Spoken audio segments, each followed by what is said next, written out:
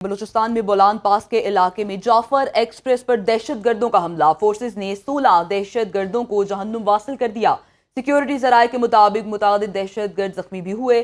Operation کے باعث دہشت گرد چھوٹی ٹولیوں میں تقسیم ہو گئے۔ دوسری جانب سیکیورٹی فورسز اور دہشت گردوں کے درمیان شدید فائرنگ۔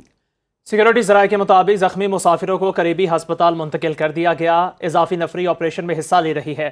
ذرائع کے مطابق سیکیورٹی فورسز نے 104 یرغمال مسافروں کو دہشت گردوں سے بازیاب کروا لیا۔ بازیاب ہونے والوں میں 58 مرد، 31 خواتین اور 15 بچے شامل ہیں۔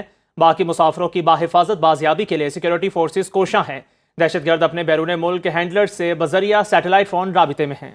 جعفر ایکسپریس حملہ، سیکیورٹی فورسز کا دہشت گردوں کے خلاف آپریشن جاری۔ سیکیورٹی ذرائع کے مطابق دہشت گردوں میں خودکش بمبار موجود۔ دہشت گردوں نے خودکش بمبار دہشت گردوں کو معصوم یرغمالی مسافروں کے ساتھ بٹھایا ہے۔ خودکش بمبار دہشت گرد خودکش جیکٹس پہنے ہوئے ہیں۔ دہشت گرد خودکش بمبار معصوم لوگوں کو ڈھال کے طور پر استعمال کر رہے ہیں۔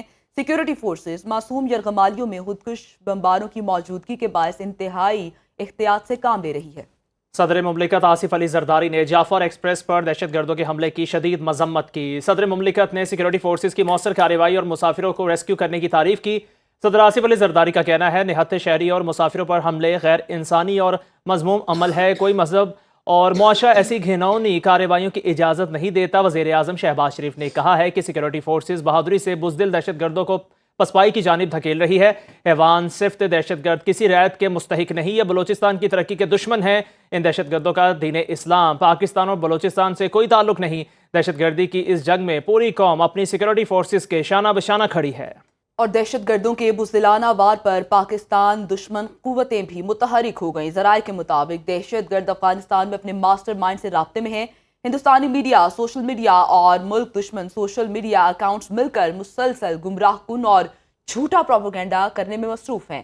فیک نیوز پھیلانے میں پرانی ویڈیوز، اے آئی سے تیار کردہ ویڈیوز، پرانی تصاویر، فیک واٹس ایپ پیغامات اور پوسٹرز کے ذریعے ہیجان پیدا کرنے کی مضمون کوشش کی جا رہی ہے۔ دہشت گردوں سے جڑے سوشل میڈیا اکاؤنٹس بھی پاکستان مخالف زہر اگلنے میں ہندوستانی میڈیا کا بھرپور ساتھ دے رہے ہیں۔ ہندوستانی میڈیا پاکستان سے باہر بیٹھے خود ساختہ بھگوڑے بلوچ رہنماؤں کے تجزیے دکھا کر لوگوں کو گمراہ کرنے میں مصروف ہیں۔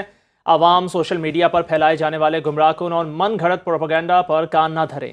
وزیر دفاع نے کہا ہے کہ فوج جعفر ایکسپریس کے یرغمالیوں کی جنگ لڑ رہی ہے۔ ایسے واقعات میں ایک ٹولہ فوج اور ایجنسیوں کو ٹارگٹ کر رہا ہے۔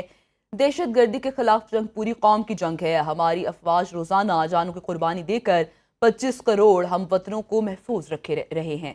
سیاسی گروہ جس کا سرغنہ چوری کے جرم میں سزا کاٹ رہا ہے، فوج کو دن رات ٹارگٹ کر رہا ہے۔ اس سیاسی گروہ اور سرغنہ کے لیے وطن کی سالمیت کوئی اہمیت نہیں رکھتی۔ دہشت گردوں کو ملک میں بسانے کی سہولت کاری انہوں نے سر انجام دی۔ غیر قانونی، غیر ملکی اور افغان سٹیزن کارڈ ہولڈرز کے انخلا میں 20 دن باقی۔ حکومت پاکستان کی جانب سے فیصلہ کیا گیا 31 مارچ تک پاکستان چھوڑنے کی ڈیڈ لائن دی گئی ہے۔ حکومت کی جانب سے اس بات کی یقین دہانی کرائی گئی ہے کہ انخلا کے دوران کسی سے بدسلوکی نہیں کی جائے گی۔ حکومت پاکستان کا یہ بھی کہنا ہے کہ واپس جانے والوں کے لیے خوراک اور صحت کی سہولیات کے انتظامات مکمل کر لیے ہیں۔ غیر ملکیوں کو پاکستان میں رہنے کے لیے قانونی تقاضے پورے کرنے ہوں گے۔ وزیر اعظم شہباز شریف کہتے ہیں مکمل امن تک ترقی کا خواب شرمندہ تعبیر نہیں ہو سکتا۔ دہشت گردی نے پھر شدت سے سر اٹھایا ہے۔ بلوچستان اور خیبر پختونخوا میں دہشت گردی کے خلاف جنگ جاری ہے۔ وفاقی کابینہ کے اجلاس سے خطاب میں وزیر اعظم نے کہا IMF کی معاونت سے میکرو اکنامک استحکام آیا، اب ہمیں ملک کی ترقی کی طرف دوڑ لگانی ہے۔ رمضان المبارک میں عوام کو زیادہ سے زیادہ ریلیف دینے کے لیے پرعزم ہے۔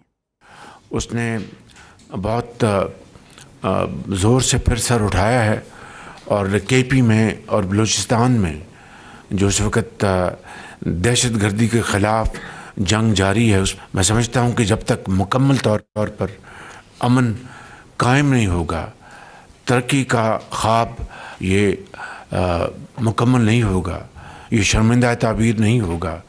جو میکرو پروگرام وہ ایک سٹیبل پروگرام ہے IMF کی معاونت سے اور آپ کی محنت سے، لیکن اب ہمیں ملک کی ترقی کی طرف ہمیں دوڑ لگانی ہے۔ چیئرمین پیپلز پارٹی بلاول بھٹو نے دریائے سرے نکالنے کا فیصلہ وفاق پر داغ قرار دے دیا۔ بولے افسوس ہے کہ مشترکہ مفادات کونسل کا 1 سال سے اجلاس نہیں ہوا، جس سے تعلقات پر اثر پڑ رہا ہے، لیکن امید ہے وفاق کے ساتھ بات چیت چلتی رہے گی۔ مزید کہا आधी मुद्दत के लिए वज़ीर आज़म के ओहदे का फार्मूला हमेशा मुस्तरद किया। सदर मुमलिकत ने पार्लियामेंट से खिताब में पूरी कौम के इश्यूज़ पर बात की।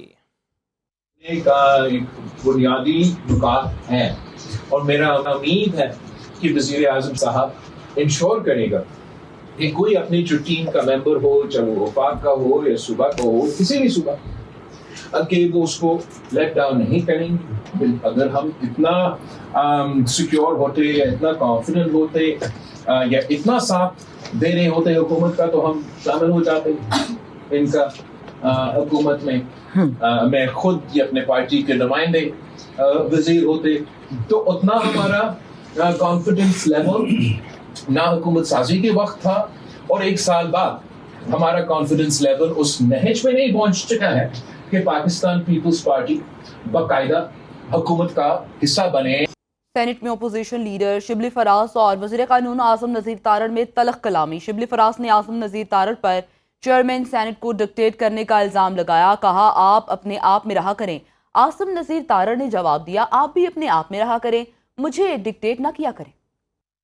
मिनिस्टर साहब ने जो भी अपनी एक्सप्लेनेशंस दी हैं, I am sorry with due respect, I totally reject them because they are not based on law, they are not based on any legal logic, rather he has tried to be more political. Who are you? अपना तारड़ साहब तशरीफ रखें, आप तशरीफ रखें, आप तशरीफ रखें। सेक्रेटेरिएट को भी मैनेज शिबली करते हैं। साहब, आप जरा अपने उसमें रहे ना। आप मैं अपने आप में आप अपने नहीं, दोनों I am the leader of the opposition. You are a minister. No, I am the leader of the opposition. What? You are a law minister, so remain there. This is आप जो है डिक्टेट करते हैं। अपने आप में रहा करें, मैं आपसे दस्त मुझे डिक्टेट ना किया। मैं आप भी डिक्टेट नहीं करें चेयर को। मैं एक रेजोल्यूशन शेयर कर रहा हूं क्योंकि लीडर ऑफ द हाउस तो है नहीं। ये तो सूबे की, चारों सूबों के लिए, इकट्ठ के लिए बात हो रही है।